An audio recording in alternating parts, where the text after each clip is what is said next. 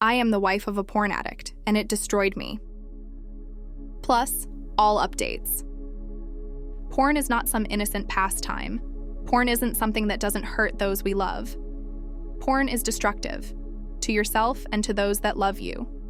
I used to be confident, self-assured, had pride in myself, and loved myself. Now, nearly 6 years later, I'm a shell of the person I used to be because of my husband's porn addiction. I watched year after year my husband ogle other women right in front of me, literally fantasizing about fucking these women, while sitting right next to me holding my hand. I learned how time after time my husband preferred to sit in some dirty, nasty public bathroom for God only knows how long, watching God only knows what, and jerking off, to the point of injury, instead of coming home, and making love to his willing and waiting wife. I now know that during our lovemaking, all my husband thinks about are nameless women, and is fucking them in his head, and just using my body as a means of doing this. There's more, so much more, but it hurts too much to talk about it. I had caught him a few times, he rationalized his behavior, promised to stop, and told me he had, for years. Now I found out, it's never stopped. Not once. He's been lying to me for years, and now finally, when he's literally destroyed the person who loved him more than life itself, he's ready to change. Why did his recovery have to come at my expense? Why did his willingness to finally get help and admit to what he's been doing to me all the years have to happen when I've reached rock bottom? And now I'm supposed to continue to support him, to make it easier for him so he doesn't relapse, be kind and sweet and not talk about it with him so that he can continue to succeed. While I watch him take quick peeks at bikini girls on TV or quick glances at young girls in tight yoga pants at the store, I'm supposed to make it easier for him when I no longer want to live, when I don't sleep, when I hurt myself to take away the inner pain my husband's addiction has caused me. So, for those of you that think this is harmless, you are dead wrong. If you think that by hiding it makes it okay, you are wrong. I would never have married him had I known he had any addiction, drugs, alcohol, gambling, or sex. I had the right to know about it. I had the right to know what I was marrying into, to make that decision for myself if I could accept it. But that choice was taken away from me. For the sake of your loved ones, be honest from the beginning. Don't take away their right to decide. Because for me, at this point, it's a matter of my own life or death if I stay. Update. It's been just over 2 years since I first learned of my husband's addiction. It's hard to read my initial post, man. Was I in a deep, dark hole? That hole only grew too, and I saw some pretty dark times in the months to come. For those who offered kind words, sympathy, offered advice, and reached out, thank you. For those of you who did the opposite, all I can say is, I hope and I pray that you never have to experience what I have the last 2 years. Over the last 2 years, I have been dealt many disclosures and admissions, each one worse than the last.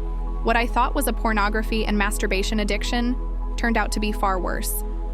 I can say this has been the most humbling experience, and I've learned that unless you are in someone's place, you really have no idea of what you would do, regardless of what you think you would do.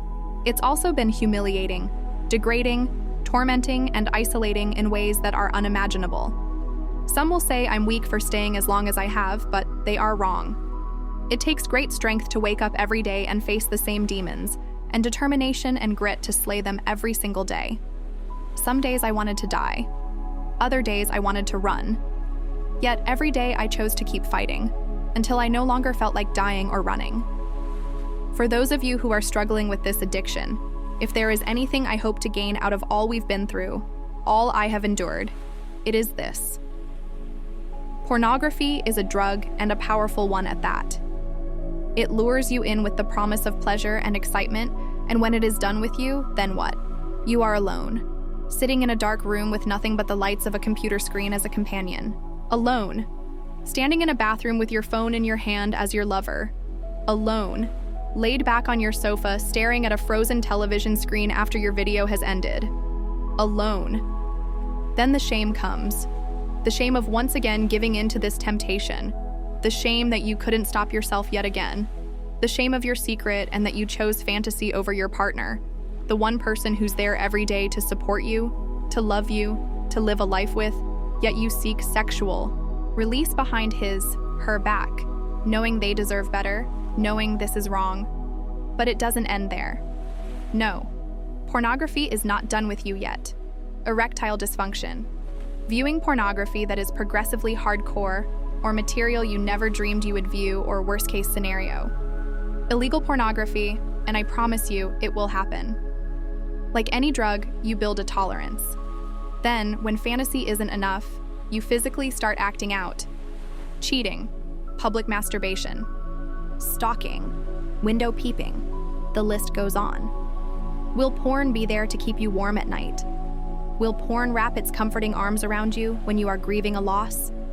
Will porn give you a family to fill your home with warm memories? Will porn build a life with you? Or would you rather look back and think about all the times you masturbated while your wife slept? Or how you'd rather miss your kid's school concert so you can have time alone to get off? You are the one missing out. This isn't a life.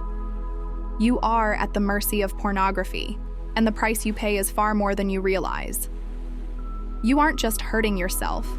You're hurting those you say you love. I can promise you, your partner isn't going to angry. They're going to be hurt that you would rather turn to fantasy than to them, and they deserve better. You deserve better. For anyone who's interested in knowing, I'm alive and well, although if I were honest, I didn't know if I would be. My husband's addiction had many layers, has many layers, and everything that was safe to me had been violated in one way or another, and I no longer had safety. I had nowhere to go, no one to talk to, because if anyone knew what my life was, I would be ostracized. My kids would have been ostracized. I had far more to lose than just a marriage. After feeling about as low as anyone could, I decided to have cosmetic surgery. For me. And I feel amazing about myself again. I also went back to school to get my master's degree, with the plan to specialize in sexual addictions. I'm 1 to 2 years in, with 1 to 2 years left. All A's thus far. Maybe I'll open my own practice. Maybe I'll move. Who knows? What I do know is that I'm not limited. Do I still have days that are rough? Absolutely. But I fight every damn day. I fight back. I love myself.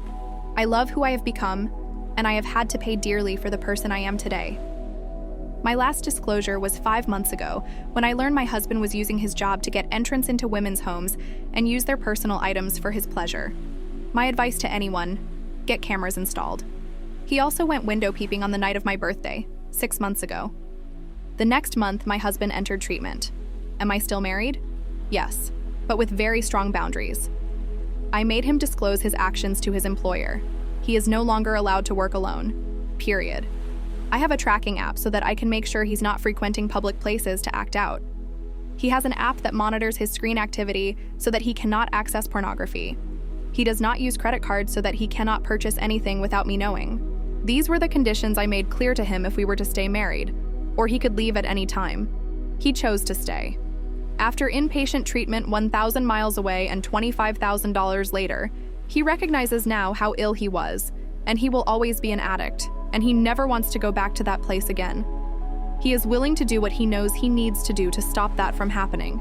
He has little self-control, and he has told me and his therapist that I have saved his life, and he is forever grateful that even with the boundaries, I stood by him, and I fought for something far greater than just our marriage. Are the boundaries too much? Maybe. But he's welcome to leave anytime. I am not concerned with protecting the addict, but I will protect him, myself, and society to the best of my abilities. To conclude this post, I would like to say that pornography is not what you think it is. Many of these people in pornography are victims of sex trafficking, childhood sexual abuse, prostitution, and forced into this life with drugs, manipulation, abuse, fear tactics, and many others. It is a business that supports the continuation of all of these things, and I encourage you to please check out the Fight the New Drug site, link below. If you are not part of the solution to combat this, then you are part of the problem, and as long as you support pornography, you are supporting the continuation of abuse of thousands of children, women, and men. Good luck to you all, and I wish you the best in this powerful struggle. What do you guys think? Let's discuss in the comments. Follow and like for more stories.